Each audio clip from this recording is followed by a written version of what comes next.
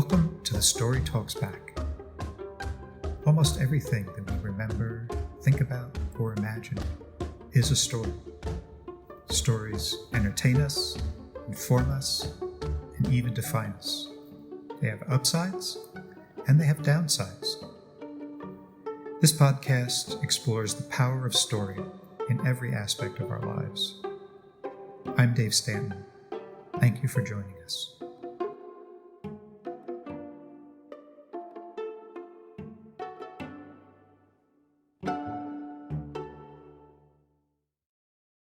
Born in 1934 in Geneva, Switzerland, Dr. Bertrand Cramer moved to New York City at age 26 and graduated from the New York Psychoanalytic Institute.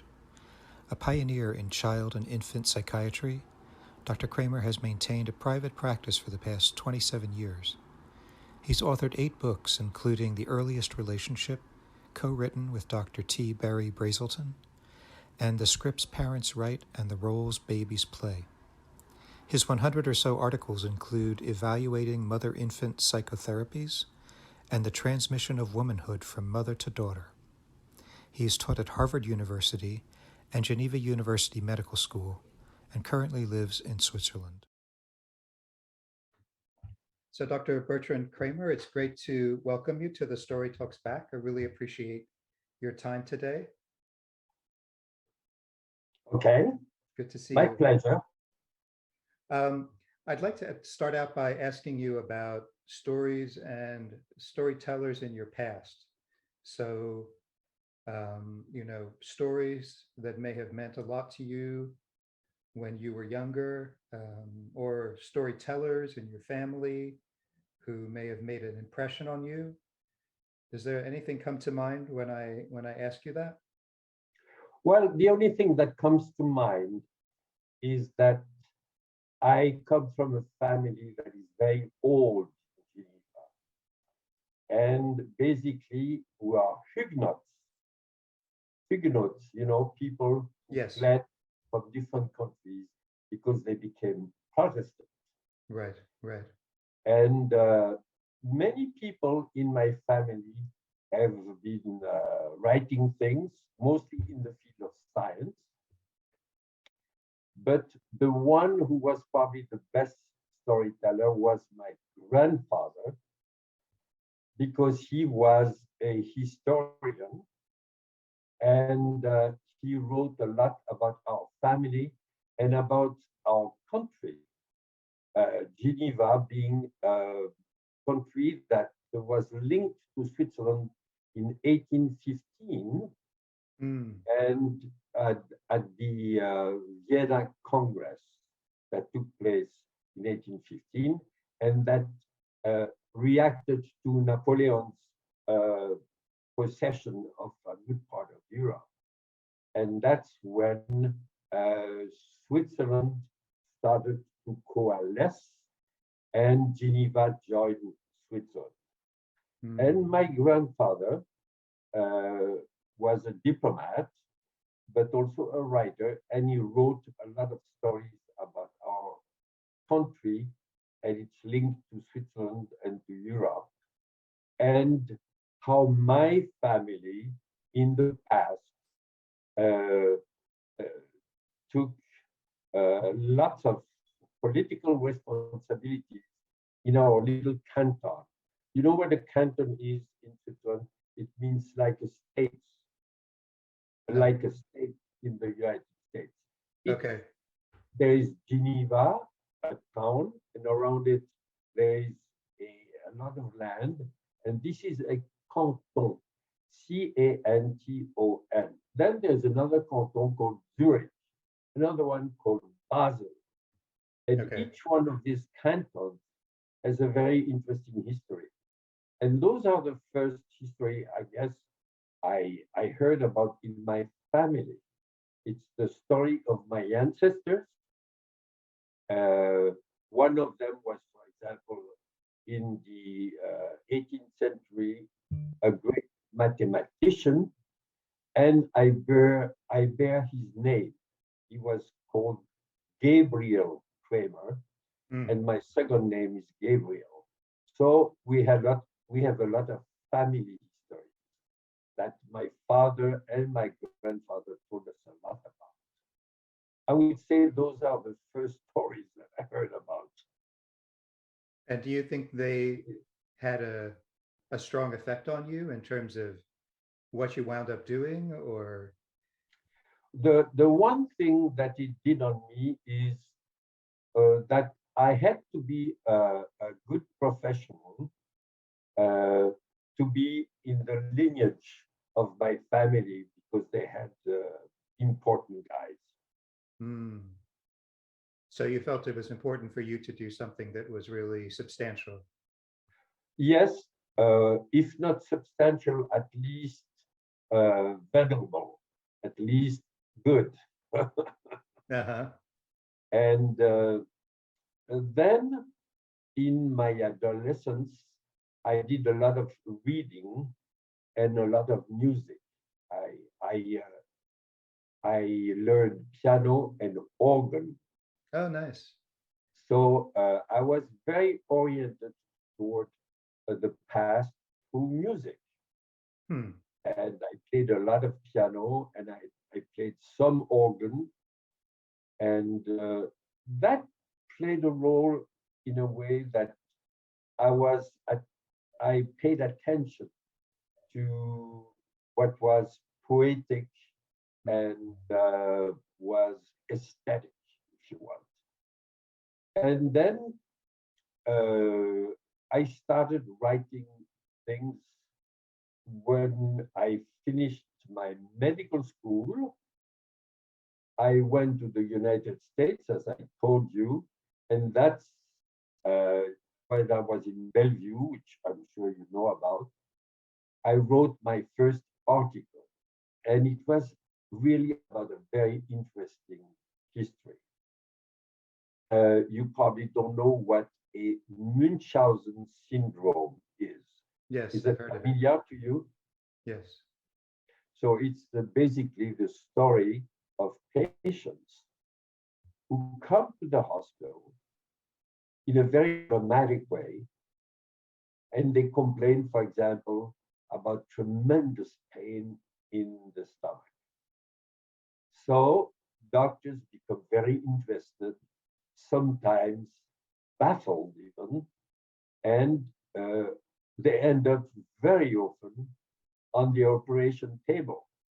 So these guys have 2, 3, or even 4 scars on their belly. And they are very good at telling stories because doctors believe them. They believe them to the point of operating them when it's really not necessary. Mm. So this is just amazing. And then I started studying these people, and I realized that all of them had a very intimate story with medicine as children. Either their father was a doctor or a nurse. All of them had a past with a strong link with medicine. Wow. And then as they are grown up, probably that's what I thought, they wanted to be patients again of somebody like their father or their mother who was a nurse. So that was a very interesting story. And it's also very interesting storytelling because these guys are extreme, not only guys, girls too, Right. are very convincing when they tell you, I'm bleeding, I have pain. You've got to believe them. And then as you sort of moved into focus on children, how did stories play into your practice? How did that It sort of? is a very typical of psychiatry and of the type of psychiatry that is boosted by psychoanalysis. We have to take a story. When a patient comes to you, after you say good morning and how are you, what you tell them is tell me your story. What's the problem? And that's when the Pandora box opens. And that's when they tell you things that sometimes you could never believe. So they are so amazing stories and sometimes so bizarre. Like, for example, right now I'm interested in transgender children. You know what that is, right? Sure, sure. Those are children who, since the age of 3 or 4, will tell their parents, I am a boy, when in fact, anatomically, they are a girl. Mm-hmm. And they are absolutely convinced that they are a girl. They are so convinced that they become convincing, and they convince their parents that they want to have a change of anatomy. And it works very often. And what is so fascinating is that it's as if they believe they were someone else, that what the anatomy had given them at birth. And their conviction is you cannot move their conviction. Their storytelling is so convincing that people go to the point of treating them with hormones, for example, hormones that block the puberty, so they don't have a puberty. And after that, if they continue with a conviction of being of the other gender or of the other sex, they will go through very important operations, surgical operations. For the girls, removal of the breasts, for the boys, removal of the testicles. And then they have to take medication for the rest of their life. When you hear these stories, you are just flabbergasted because it's so bizarre. It sounds like a kind of a monstrous nightmare. And these children suffer an awful lot. And now they are no longer called uh, uh, identity problem. They are called sexual identity problem. They are called dysphoric, gender dysphoric. Dysphoric means difficult to carry. Right. So the accent now in the diagnosis is much more on the suffering of the child and much less on the trouble of the sex assignation. So those are stories that are very amazing, and they become more and more frequent today. More and more children in all the countries of the world will want to have a change of sex. Yet, and now people are starting to be a bit careful about this. And in some states, for example, in Massachusetts, there was a law that was promoted to forbid these operations. And the tendency now is to wait until they're grown up to see if they still stick with their story, which is, I am not a girl, I'm really a boy. So this is the story that I'm in right now. But there are a lot of other stories in psychiatry, and especially child psychiatry, because now I have become a specialist in very small children, even in babies. And there is something called baby psychiatry now, infant psychiatry. Huh. And there is an association, a World Association of Infant Mental Health, which is prominent in the United States. And I've gone to a lot of congresses in the United States about infant mental health. This seemed bizarre at the time because those are very young kids. They are 6 months old, they are 10 months old, they are 2 years, 3 years. And they come with a symptom. And the symptom is narrated by the mother and the father. Most of the time, it's the mother. And when you hear these stories, you are sometimes absolutely stunned because they create an image of the child, and sometimes the child will follow the script that the parents have written about them. Example, a child who doesn't sleep. All parents know that young children have very often sleeping troubles. So they come to the psychiatrist and they say things like, I wonder what's the problem with my baby. She is not sleeping at all. She wakes me up at all hours of the night. And I have to get up, I have to take care of the child. And the next morning, I am absolutely exhausted. And this can go on for months.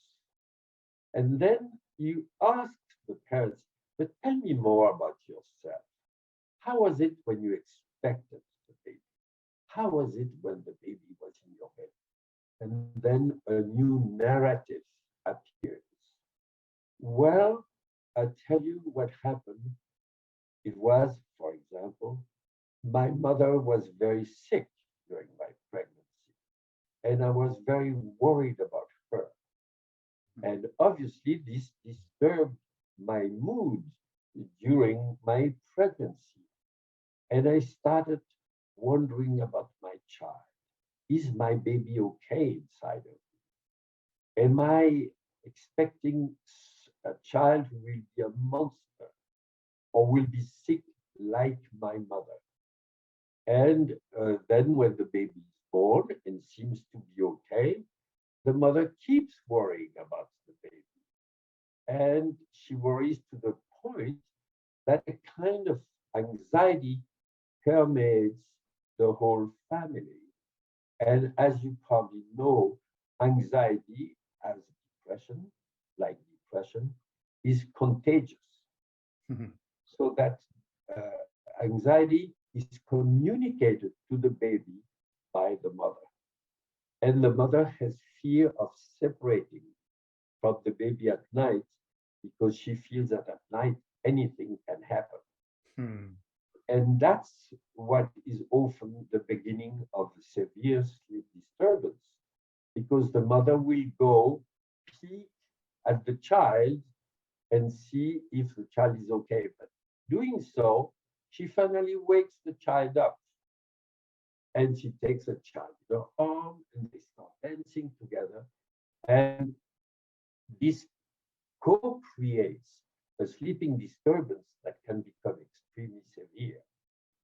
But what is interesting is that you have to listen to the story to know what went on. Here in that story, it was because the mother's mother was very sick and the anxiety was transferred onto the child, and then the mother interfered with the child's sleeping, and that's where the problem started. So you see, stories are always in the forefront in psychiatry, just as in psychoanalysis. And then the mother will tell you more things about the child. For example, my child is exhausting me.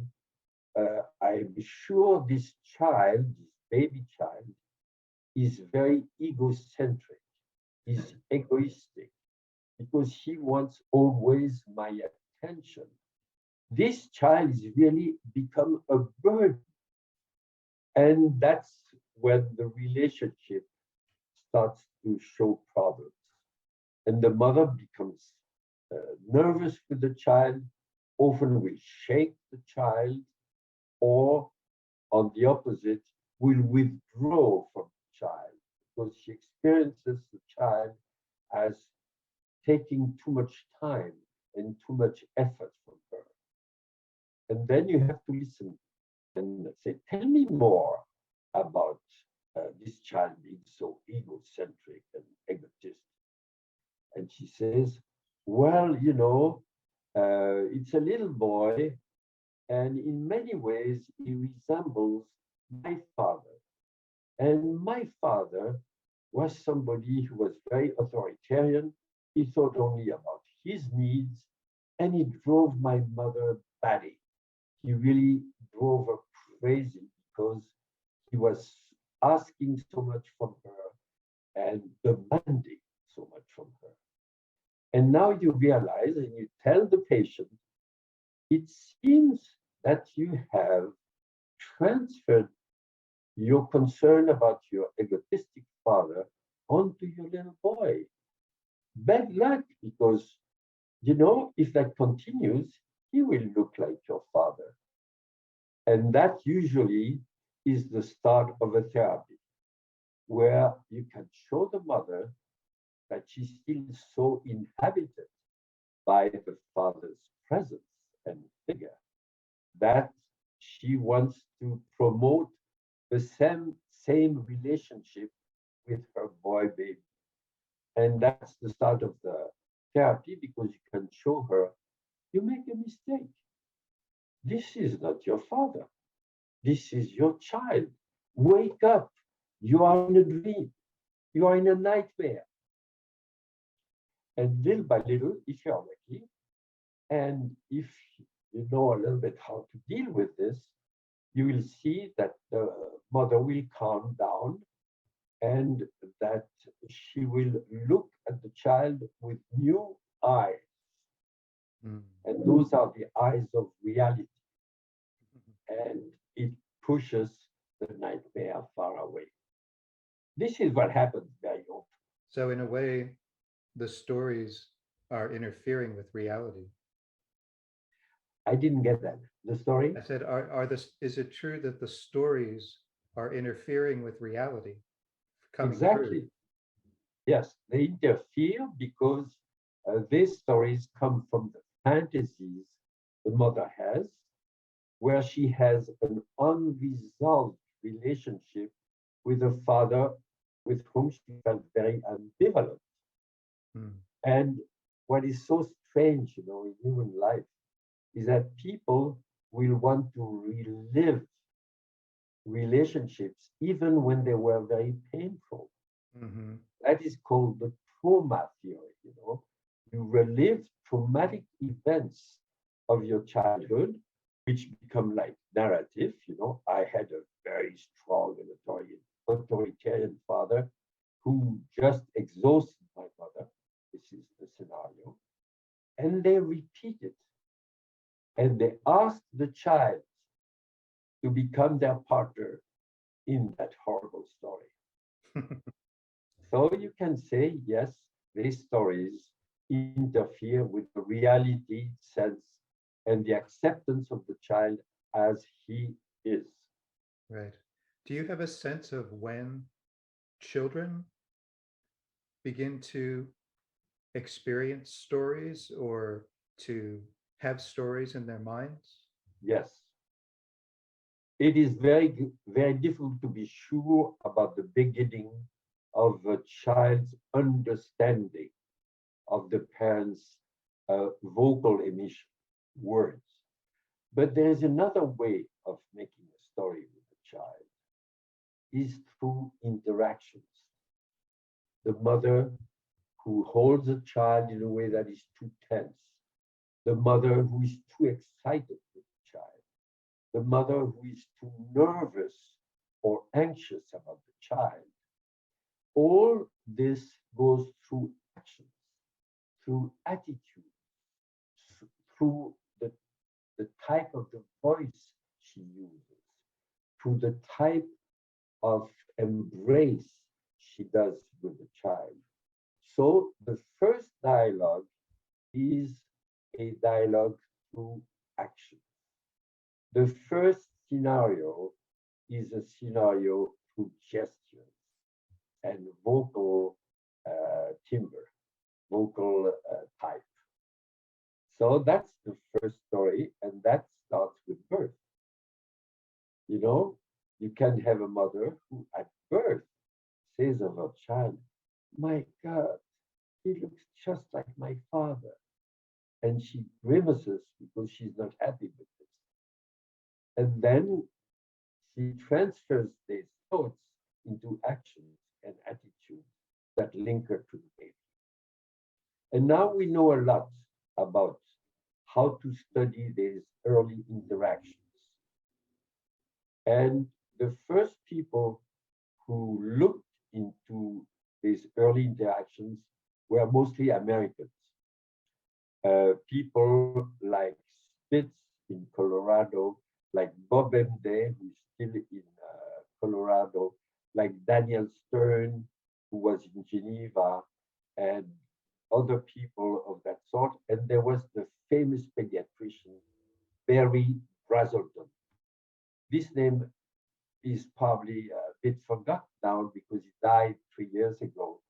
But Barry Brazelton was a kind of a genius because he knew how to speak with babies. And he was able to show to a mother in the day after the birth how the baby is reacting. For example, to sound, to touch, to movement. And then he was teaching mothers about their children's resources, basically, and their competence. And that reassured many mothers who were so afraid that the baby is very vulnerable, very weak. Mm. So he did a good job in teaching mothers about babies. And he himself studied a lot the type of interaction that goes on between a baby and a mother. And you wrote a book with him, right? I wrote a book with him, yes, because I spent a year working with him in the Children's Hospital in Boston. I wonder. Yeah, go ahead. He was a remarkable man because you could not resist this guy. He has such charm and such ability to communicate through gestures, through the voice, so that you really felt that he was talking to babies and that babies understood what he said. And that played a very important role in his work because people started to realize that a baby is a person, not only a little thing, but a person with ability to communicate, ability to be frustrated, ability to be furious. And the baby became a person and was more and more respected, as we see now in pediatric wards or in neonatology, for example. Neonatology units are terrible for small babies, were terrible, because there is a lot of noise of all the apparatus that is around, and there is a lot of light. And that excites the baby, and it's negative for them. So people have realized now since about 20, 25 years that you have to have a much softer approach to babies in neonatology, especially with babies who are premature, who can be very, very small and they weigh just a kilo, or what would be a kilo in pounds in the States? I don't know. I'm not sure, yeah.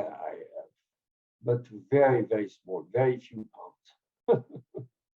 So that, you see, people realized in our field that small babies are receptive to all sorts of influences.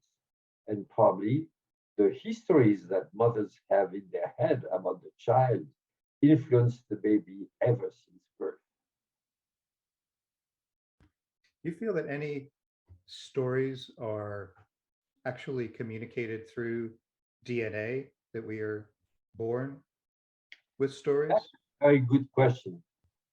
I don't think anybody can answer that question now, but we see more and more problems with babies when their DNA is not in shape, when their chromosomes are sick, when there is a missing link in one of the chromosomes, or when some genes are too stimulated or not enough stimulated. So we know this affects the child. But storytelling, that is a very difficult one. You know, people like Jung, the famous Swiss psychoanalyst, and Freud, the Viennese psychoanalyst, believed that we have a kind of memory that goes through generations, and that some events of the past of your ancestors can still possibly affect you. In what way, it is not known. But many people believe that, you know, that we live with traces of history, probably mostly traumatic histories, that have marked in some way, have a mark in the genes. So it is possible that 20 years from now, people will tell you, yes, this person is disturbed because his great-grandfather went through a concentration camp, you know, or something like this. So those things are possible, but we don't have the way now to prove it. I don't see you now. Okay, I see you. I guess I think about,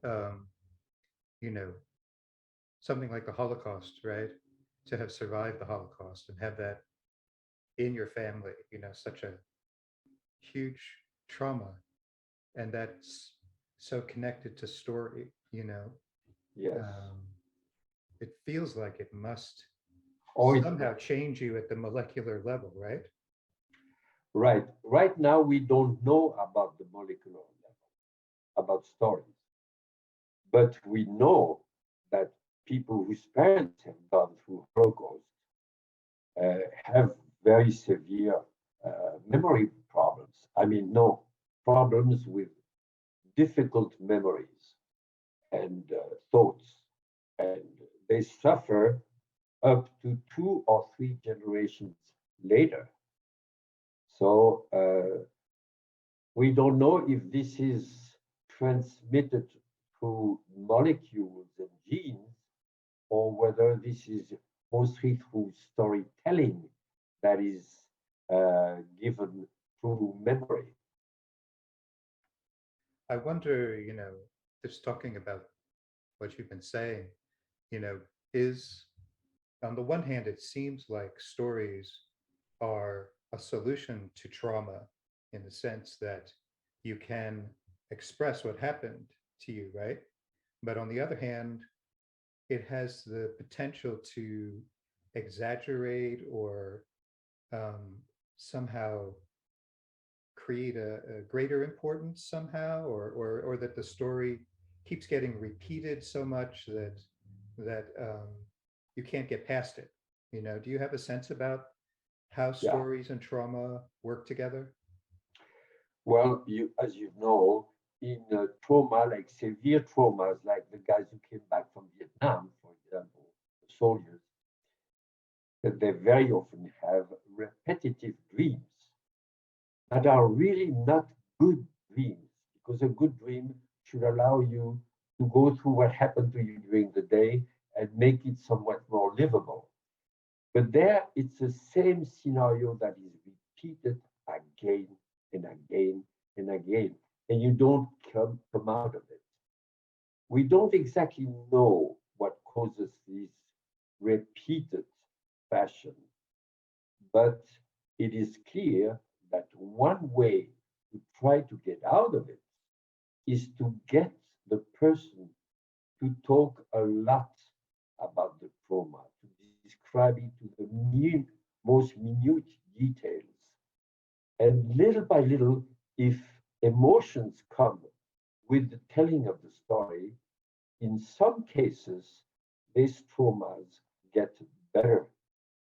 And so it is important when people have traumas to allow them to put them in speech.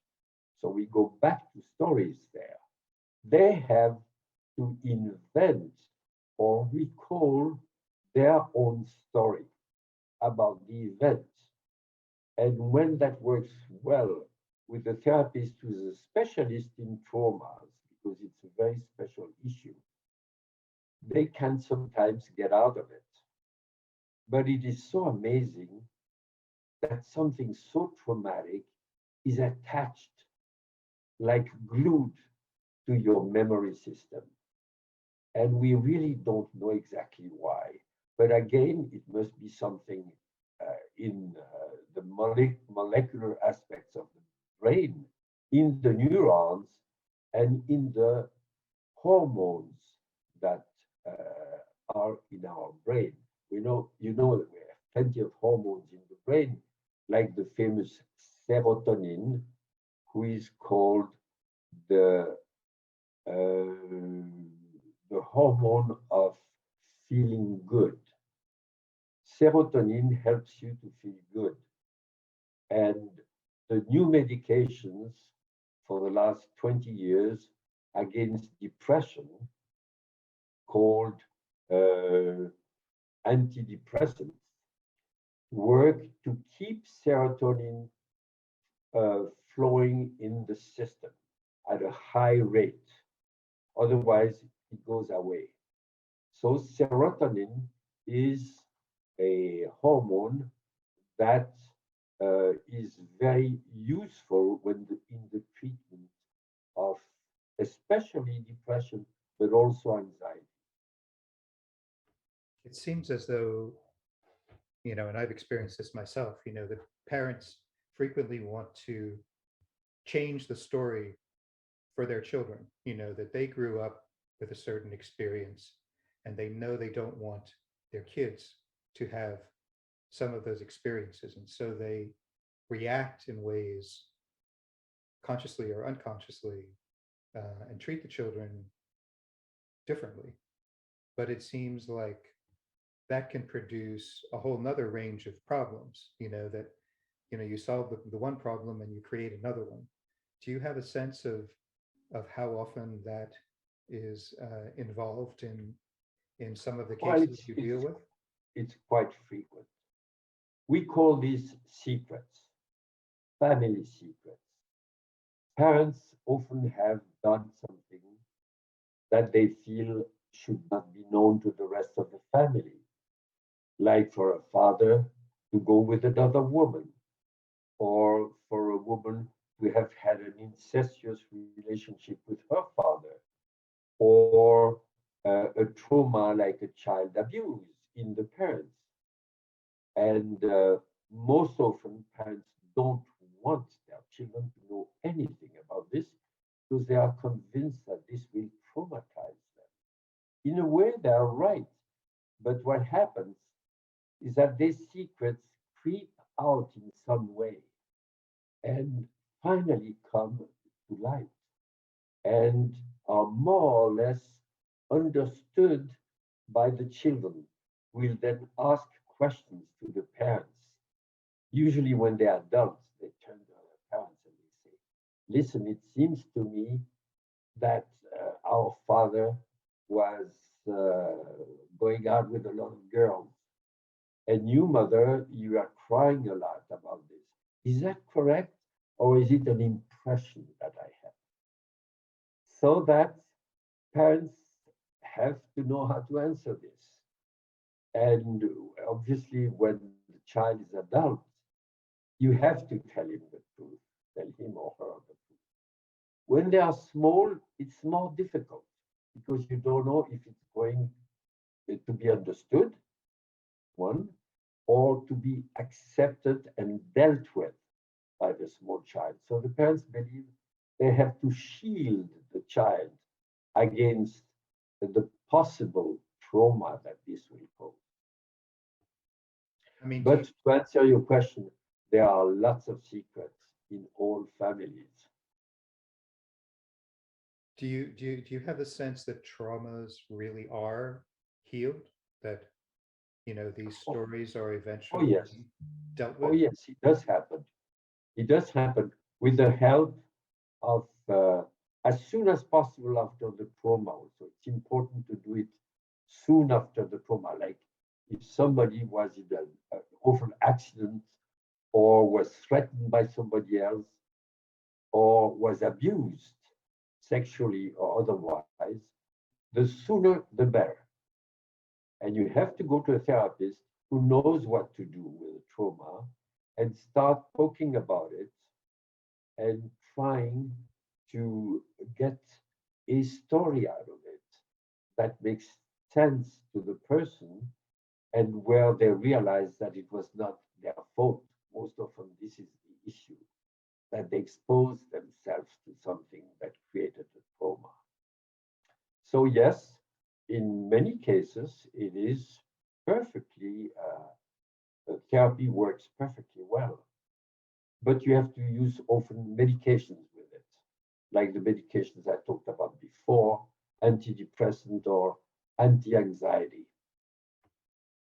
But what about, when you're dealing with um, like parents and how they treat their children, how much do you consider sort of the larger societal stories that are going on? Like um, the forces that are affecting parents um, from the outside, not just from uh, Yes, their own childhoods, for I example. understand. I go back to the transgender drama. Transgender problems have become very, very frequent, and more children go through medical treatment, hormones, and surgery to change their gender. Parents may be very receptive to the child's conviction that he has to change sex, also because they hear a lot about transgender children.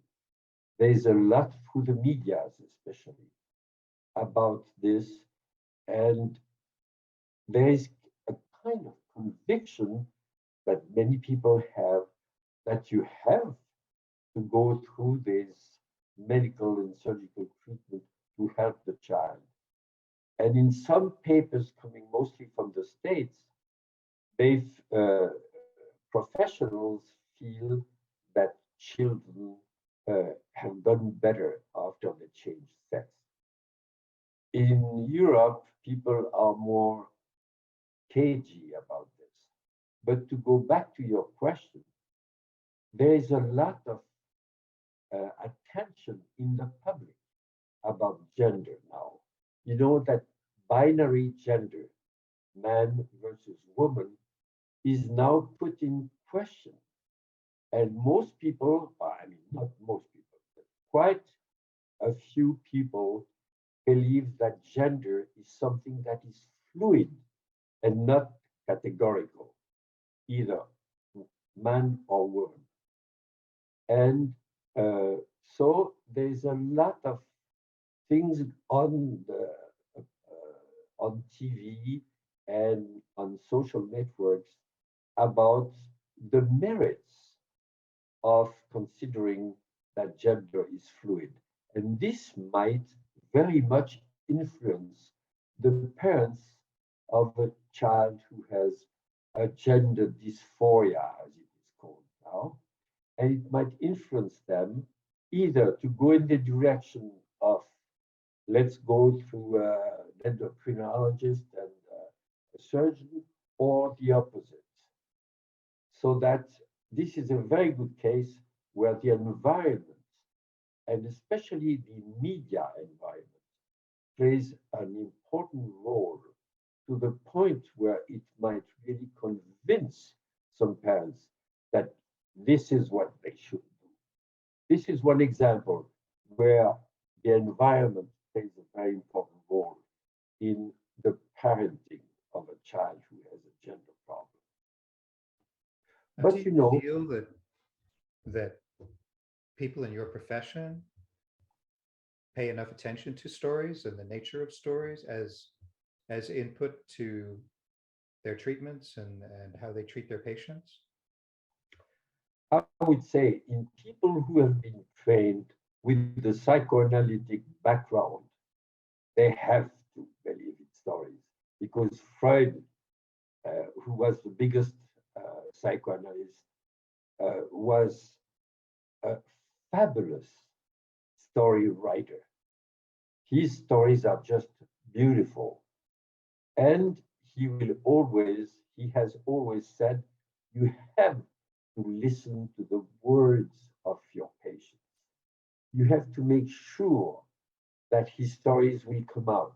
That's why you put him on a couch, so he feels like he's a bit more relaxed and he doesn't have to look you in the eyes, so he's more free to talk about his stories, which Freud used to call free associations. C'est-à-dire, you have said something, but then comes the next piece and the next piece, and again the next piece. And the final product basically is a scenario, it's a narrative. It's a story that the patient says about what happened to him last night when he fought with his wife, for example, and when he felt so guilty about it, and what happened that made him fight with his wife. And it becomes a whole narrative that usually in a second time, the patient will relate to his own childhood. So there are narratives that stem from childhood, and there are narratives that are modern, that are today narratives. And very often, when you do psychoanalysis or child psychotherapy, for example, you see that both mesh finally, and that there is a strong link between narratives of today and narratives of when I was a child. I guess that's was kind of my final question for you was, when you look at your own life, do you feel that you were able to rethink some of the stories that were given to you by your parents and really create your own path? Or do you still feel like they had maybe a too strong influence? Being an analyst, I've had to go through one or two psychoanalysis. So I've looked into that a lot. So a psychoanalyst who has gone through psychoanalysis usually will tell you, I've gone through all my stories, the stories that I received from my parents and the stories that I created myself about my parents, which is a different story. Mm. And they will tell you that with psychoanalysis, this is one of the main achievements, is that you have understood why you are so afraid today of taking the train, for example, and link it to a story of your past where a train event was traumatic. So I would say that if you can go through psychotherapy or to a talking cure, which would be the best way to talk about this. A talking cure should allow you to rethink the stories that you believed in your childhood and look what was right or what was wrong, maybe. Maybe you distorted reality as a child. There are patients who tell you, I'm sure and I'm absolutely sure that I was beaten by my father. And in fact, when he goes and talks with his parents, he realizes that this is something that he invented, that he fantasized. The father never hit him really. So that in storytelling, you have to take into account what comes from the parents, but also what the child created himself as a kind of small storyteller. Mm-hmm, mm-hmm. Do you have any examples of that from yourself, that you maybe created your own story about your parents?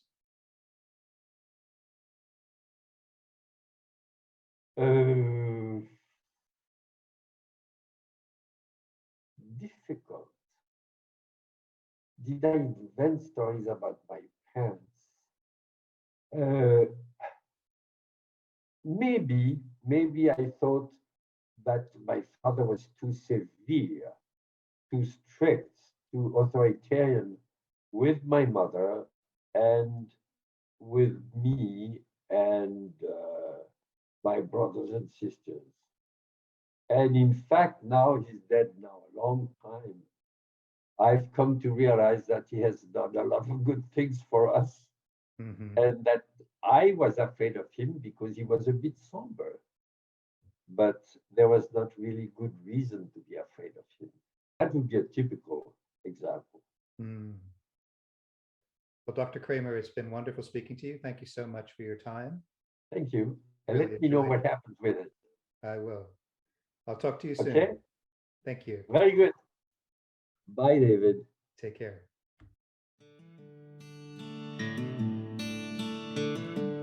The Story Talks Back is produced and hosted by Dave Stanton. The music you're hearing now was written and performed by Christopher Daydream. The theme music at the beginning of our show is an excerpt from Play by Merlin Twelfhoven, performed by Kronos Quartet as part of their 50 for the Future series. Please subscribe to The Story Talks Back on Podbean and check us out on Instagram. See you next time.